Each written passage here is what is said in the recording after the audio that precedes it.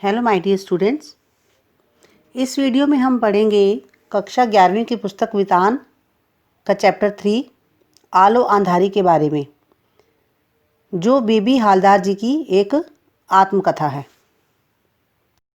लेखिका बेबी हालदार का जन्म जम्मू कश्मीर के किसी स्थान पर हुआ था जहां सेना की नौकरी में इनके पिता तैनात थे।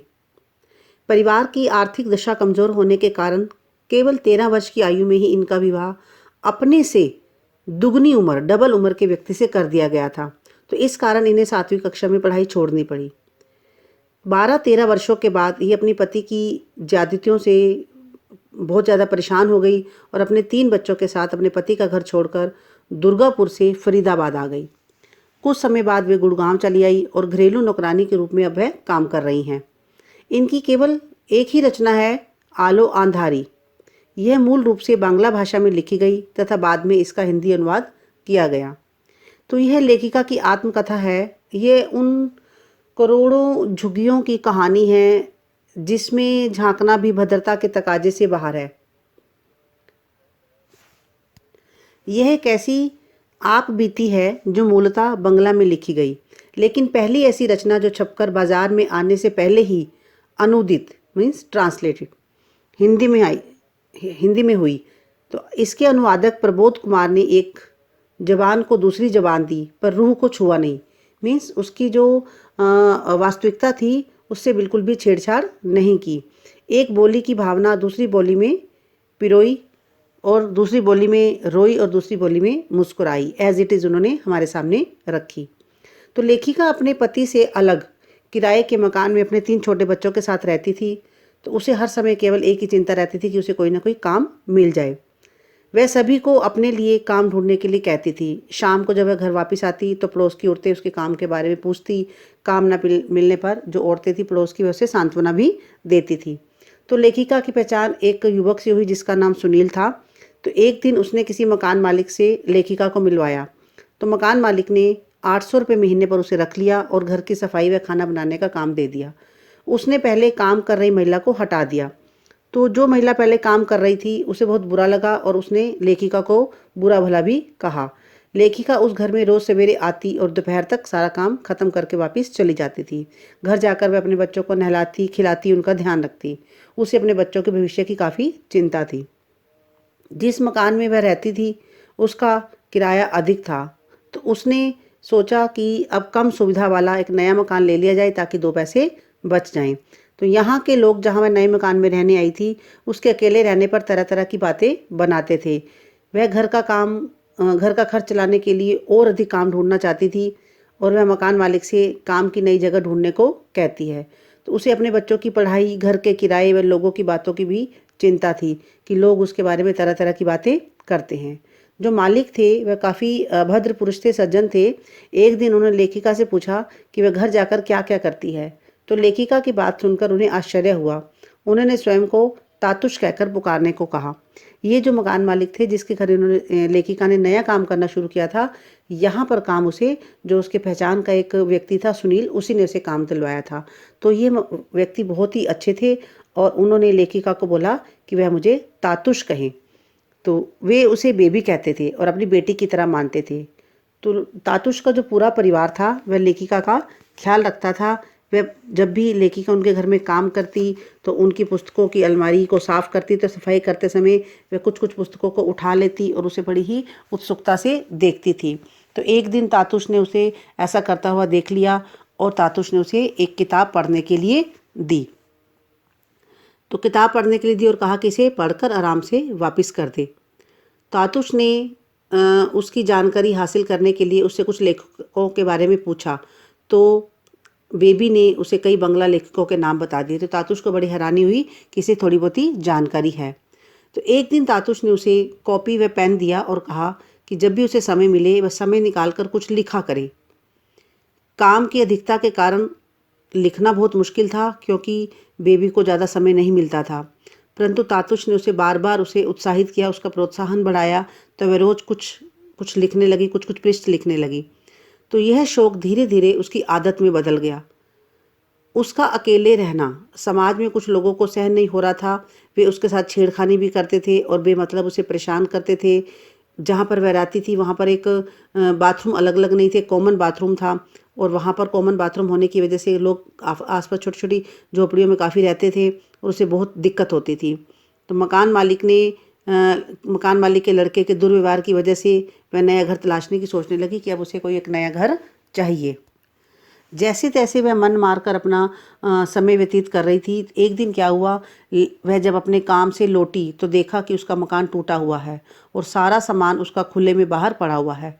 तो यह देखकर, ऐसी दुर्दशा देखकर वह रोने लगी। इतनी जल्दी मकान ढूंढने की दिक्कत थी कि सामान बाहर सड़क पर पड़ा था। वह इस समय अपने बच्चों को लेकर कहाँ जाए, उसकी परेशानी बहुत अधिक थी।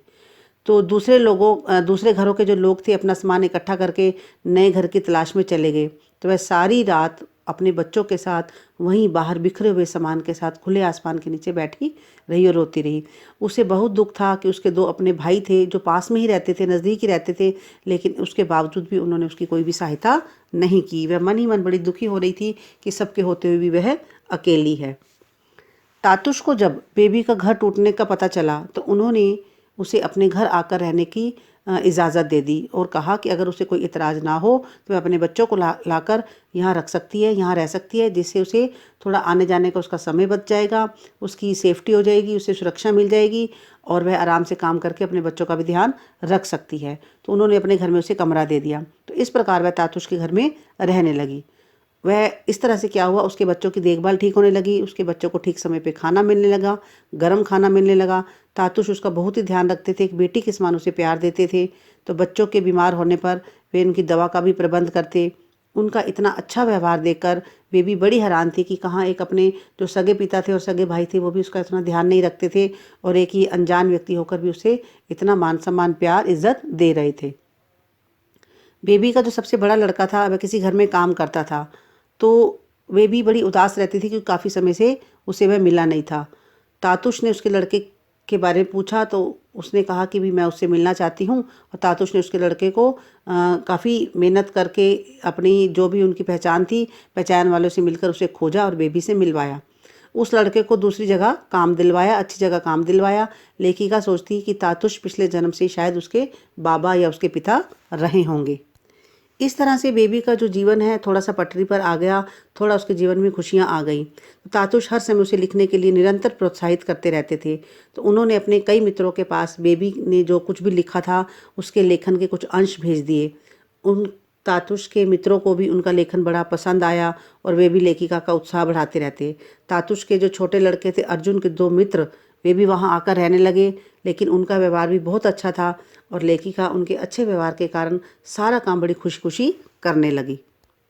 तातुश के बेटे भी लेखिका के साथ बड़े ही आदर मान सम्मान से पेश आते थे, उसके साथ कभी भी बदतमीजी नहीं करते थे, उसे घर की नौकरानी न समझकर एक घर का मेंबर ही समझते थे। तातुश ने सोचा कि सारा दिन काम करने के बाद बेबी थक जाती होगी, तो उसने उसे रोज़ाना शाम के समय पार्क में अपने बच्चों को घुमा लाने के लिए कहा कि शाम को थोड़ी देर बाहर निकल जाया करो, बच्चों को ले जाया करो और घुमाया करो। तो इससे बच्चों का भी दिल बहल जाएगा और तुम्हारा भी दिल बहल जाएगा। अब वह शाम को अपने बच्चों को लेकर पार्क में जाने लगी। पार्क में नए नए लोगों से मुलाकात होती तो वहाँ पर उसकी एक पहचान एक बंगाली लड़की से हुई हुई और वो लड़की कुछ समय के पश्चात वहाँ से वापस चली गई। उसे अपने घर जाना था। तो लोगों के दुर्व्यवहार के कारण उसने पार्क में जाना छोड़ दिया, क्योंकि वहाँ पर भी लोग उसके बारे में तरह तरह से बातें करते थे कि ये अपने पति के साथ क्यों नहीं रहती, इसके पति ने इसको क्यों छोड़ दिया। और जो मनचले युवक थे, थोड़े से नवयुवक थे, क्योंकि ये यंग थी और इसको तरह तरह के छीटाकसी करते, इसको ताने मारते, इसको छेड़खानी से करते थे। तो इसने धीरे धीरे पार्क में भी जाना छोड़ दिया। लेखिका को किताब, अखबार पढ़ने व लेखन कार्य में आनंद आने लगा। तातुश के जोर देने पर वह अपने जीवन की घटनाएं लिखने लगी। तो धीरे धीरे तातुश के दोस्त उसका उत्साह बढ़ाते रहे। एक मित्र ने उसे आशा पूर्ण देवी कहकर संबोधित किया, उसका उदाहरण दिया। तो इससे उसका हौसला बहुत बढ़ा और उसके बड़ा अपने अंदर ही अंदर महसूस हुआ कि क्या वाकई उसके अंदर कुछ ऐसा खास है जिसे वह सबके सामने ला सकती है। और उसने जो तातुश के जो वो मित्र थे उन्हें जेठू कहकर संबोधित किया। तो एक दिन लेखिका के पिता उससे मिलने आ पहुँचे अचानक ही, जो उसके वास्तविक पिता थे। तो उसने उसकी माँ के निधन के बारे में बताया। जो लेखिका के पिता आए तो लेखिका ने जब अपनी माँ के बारे में पूछा, रोने लगी, आंखों में आंसू आ गए कि मैं मिलना चाहती थी, लेकिन उन्होंने बोला कि उसकी तो मृत्यु हो चुकी है। तो लेखिका के भाइयों को इन सब बातों का पता था, परंतु उसके भाइयों ने उसे कभी बताया नहीं कि माँ मर चुकी है। लेखिका काफ़ी देर तक उदास रही, माँ को याद करके रोती रही। बाबा ने भी बच्चों से माँ का ख्याल रखने के लिए समझाया और चले गए। तो लेखिका अब धीरे धीरे अपना लेखन कार्य की ओर जुड़ती गई और अपने पत्रों के माध्यम से कोलकाता और दिल्ली के मित्रों से संपर्क रखने लगी, तातुश के जो मित्र थे। तो उसे हैरानी थी कि लोग उसके लेखन को पसंद करते हैं। जो शर्मिला थी उससे तरह तरह की से बातें करती। लेखिका सोचती कि अगर तातुश उससे ना मिलते तो वह जीवन उसे कहाँ मिलता। तो लेखिका का जीवन तातुश के घर में आने के बाद एकदम से बदल गया था। उसका बड़ा लड़का काम पर लगा था, छोटे दोनों बच्चे स्कूल में पढ़ रहे थे। वह स्वयं भी लेखिका बन गई थी। पहले वह सोचती थी कि वह अपने उससे बिछुड़ गई है, पति भी उसके साथ नहीं है, तो किस तरह से जी पाएगी, परंतु अब उसने जीना सीख लिया था। वह तातुश के शब्दों के धीरे धीरे तातुश से बातें करने लगी और उनसे शब्दों के अर्थ पूछने लगी। तातुश के जीवन में भी अब एक खुशी आ गई थी कि उनके घर में एक बेटी आ गई है। अंत में वह दिन भी आ गया जब लेखिका की लेखन कला को पत्रिका में जगह मिली। जो भी वो लिखती थी उसे एक पत्रिका में जगह मिली, उसे छाप दिया गया। पत्रिका में उसकी रचना का शीर्षक था आलो अंधारी बेबी हालदार। तो लेखिका बहुत प्रसन्न थी। तातुश के प्रति उसका मन कृतज्ञता से भर आया। उसने मन ही मन जितना धन्यवाद उसका कर सकती थी उसने किया। उसने तातुश के पैर छूकर आशीर्वाद प्राप्त किया और उसकी आंखें खुशी से नम हो गई। तो इस तरह से बेबी हालदार जो एक लेखिका बनी, एक ही रचना उनकी हमारी सामने प्रकाशित हुई है जिसमें उन्होंने अपनी आत्मकथा लिखी है। तो इस तरह के जो एक सज्जन व्यक्ति उनके जीवन में आए जिनकी वजह से उसका जीवन ही बदल गया, तो जो उसके जीवन में एक नई रोशनी लेकर आए। तो बहुत ही एक अच्छा पाठ बन पड़ा है। आई होप आप लोगों को समझ आ गया होगा। आप मेरे चैनल को लाइक, सब्सक्राइब और शेयर अवश्य करें। बेल आइकन प्रेस करें ताकि आने वाली वीडियो की नोटिफिकेशन आपको मिल जाए। Thank you and God bless you all.